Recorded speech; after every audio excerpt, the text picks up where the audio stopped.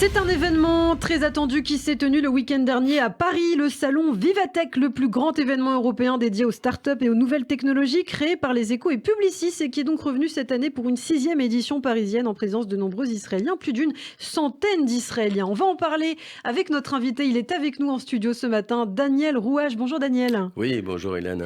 Alors Daniel, les auditeurs de Radio J vous connaissent bien puisque vous officiez en tant que chroniqueur sur cette antenne avec 2 chroniques hebdomadaires, notamment une dans la matinale où on parle de high-tech tous les lundis matins. Vous êtes également président de la Chambre de commerce Israël-France, vice-président de la Chambre de commerce Israël-Maroc. On va parler justement des relations entre Israël et le Maroc. Mais d'abord donc Vivatech. Alors il y a beaucoup de choses à dire. On va bien sûr parler de ces startups israéliennes, des innovations en Israël.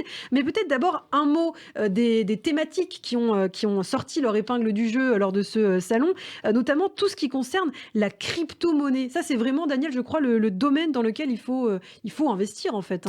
En fait, la crypto-monnaie, c'est un domaine sur lequel Israël, objectivement, est à l'avant-garde sur le plan mondial. Les chiffres sont sortis récemment. Israël fait partie des 5 pays qui utilisent le maximum de crypto-monnaies.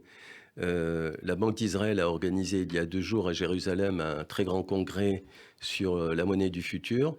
Et il y a une communauté de créateurs dans le domaine du blockchain et toutes les technologies qui sont liées à la crypto-monnaie qui est très importante en Israël. Donc il y a un véritable savoir-faire et il existe au centre de Tel Aviv, juste devant la bourse de Tel Aviv, la Bitcoin Embassy.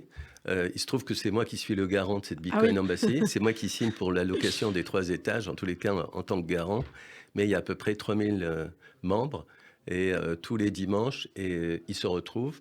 Ils ont réaménagé des caves et autres. Il existe un véritable mouvement. C'est très impressionnant, avec des jeunes qui ont entre 22 et 30 ans, qui constituent l'avant-garde. Et ce qui est très, très étonnant, c'est que la Banque d'Israël, avec une très grande surprise, suit au pas à pas cette opération, est très impliquée.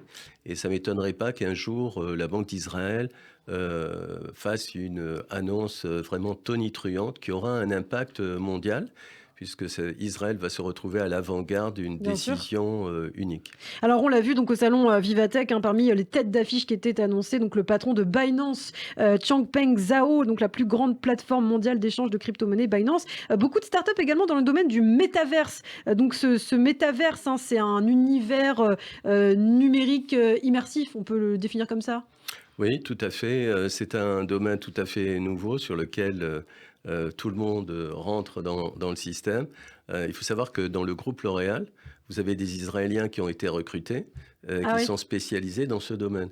Et au Technion de Haïfa, beaucoup de personnes, beaucoup de laboratoires travaillent dans ces nouveaux domaines, l'université de Tel Aviv également.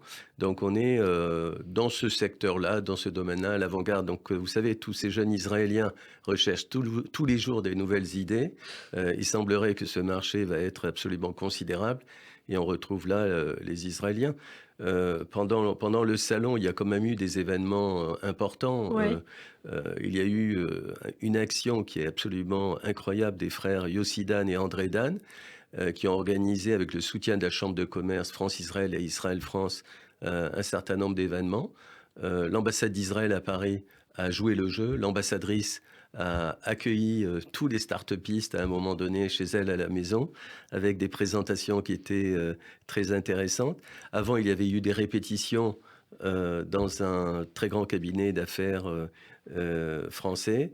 Des investisseurs israéliens étaient là, il y en avait 7. Il y a eu 15 meetings qui ont été organisés avec des groupes européens. C'est des vrais meetings avec le patron de telle boîte qui est là, des technologies qui sont présentées, des groupes. Et on a vu le groupe LVMH, également la RATP, qui est très active en Israël. Ah ouais? Ah oui, la RATP est bien là, ils sont très bien représentés, ils assistent aux différents salons.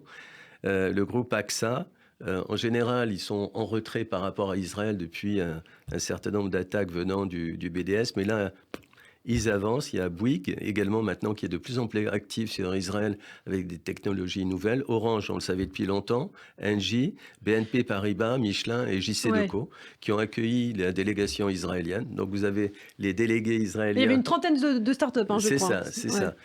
Mais il y avait également ce qui correspond maintenant à une réalité dans le salon des sociétés israéliennes qui ont été rachetées par des grands groupes comme Google, eBay et autres, qui avaient leur propre stand, qui n'étaient pas labellisés avec Ouais. le drapeau bleu-blanc, mais il y avait une certaine sympathie autour de ça. Et il y a derrière ça également une personnalité de premier plan. Je vous avoue que sans Maurice Lévy, on aurait Ouais. pu ne jamais arriver à ça. Maurice Lévy a été le premier à encourager les Israéliens à venir au salon. Au départ, les Israéliens étaient assez réticents, l'autorité publique israélienne à Jérusalem. Mais finalement, ce salon permet aux Israéliens de comprendre le high-tech Bien sûr. français.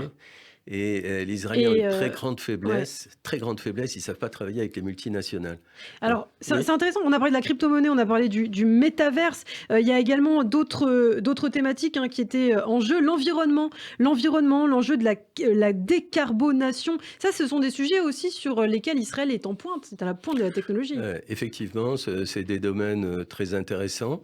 On sait que Israël est impliqué dans le domaine de la mobilité, la réduction des émissions de CO2, la transition énergétique, l'évolution du monde de travail, la technologie au service de l'inclusion, la good tech.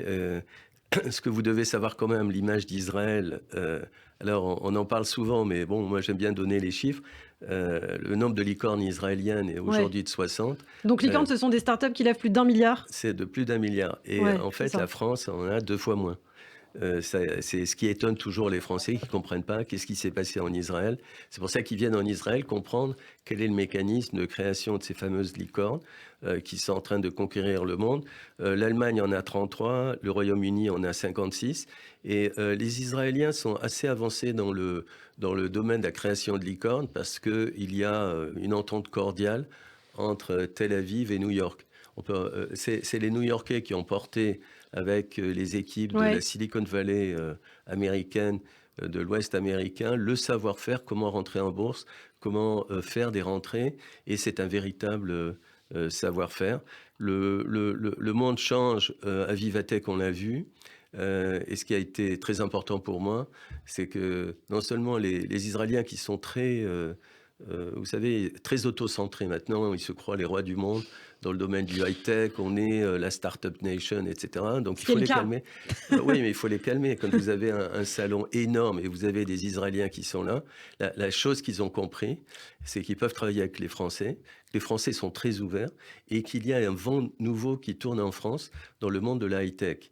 La high-tech française est très intéressée par les réalisations d'Israël et c'est très, très encourageant. Alors, il nous reste à peine 2 minutes, 3 minutes, Daniel. Vous êtes notre invité ce matin, Daniel Rouache, hein, je le rappelle. Vous êtes aussi vice-président de la Chambre de commerce Israël-Maroc. Et justement, c'est intéressant que vous soyez avec nous ce matin sur Radio J. On va mettre de côté le salon Vivatech pour aborder ces relations entre Israël et le Maroc. On le sait depuis les accords Abraham, depuis le 10 décembre dernier, les deux pays ont normalisé leurs liens. Alors, où en est cette coopération? Est-ce qu'on peut faire peut-être le bilan des derniers accords conclus entre Israël et le Maroc? Alors, en fait, nous avons actuellement une ministre israélienne, Ayelet Shaked, qui est au Maroc. Elle a signé déjà des accords. Les accords tournent sur comment faire venir en Israël Des ingénieurs?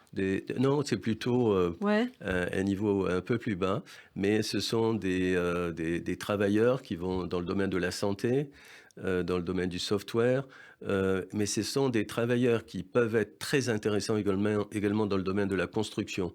Les Marocains ne veulent pas pousser spécialement ce secteur-là parce qu'ils sont très intéressés sur la coopération technologique et autres. Mais les Israéliens sont très intéressés pour avoir du personnel marocain, des employés marocains qui viennent parce qu'ils sont réputés pour ayant une très très belle qualité Ouais. de travail. Et c'est un élément intéressant. Mais le plus bel événement qui a eu lieu il y a quelques semaines va se renouveler. Au mois de novembre, il va y avoir un programme éblouissant à Marrakech Ouais. avec les grands leaders israéliens. qui vont être là. Les Marocains sont là. Pour le moment, il y a eu une phase dans laquelle on a mis en avant les hommes et les femmes politiques israéliens et marocains. C'est le ministre des Affaires étrangères marocain qui est le grand manager de toute cette opération. Les Marocains sont très bien orchestrés. Ouais. Ils n'aiment pas du tout, vous savez, un peu le balagan à l'israélienne. Du coup, les Israéliens font la queue pour aller au Maroc. Je parle pour les grands leaders.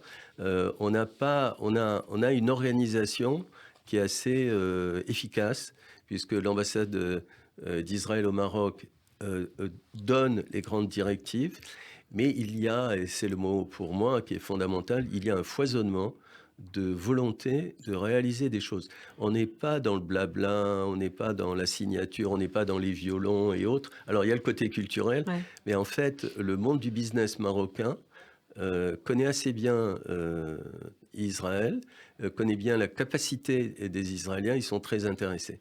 Et sur le plan personnel, c'est quelque chose de formidable que je vis parce que j'ai eu des étudiants pendant X années qui étaient des Marocains, des jeunes Marocains qui ont pris des positions d'ingénieurs et autres dans leur pays, qui sont devenus des grands leaders. Et nous avons une source de bonnes relations potentielles qui forment un véritable trio. On a les Marocains, les Français et les Israéliens. Les francophones israéliens vont avoir des opportunités formidables, Ouais. puisque les Marocains préfèrent avoir des francophones, les Israéliens ne sont pas bêtes.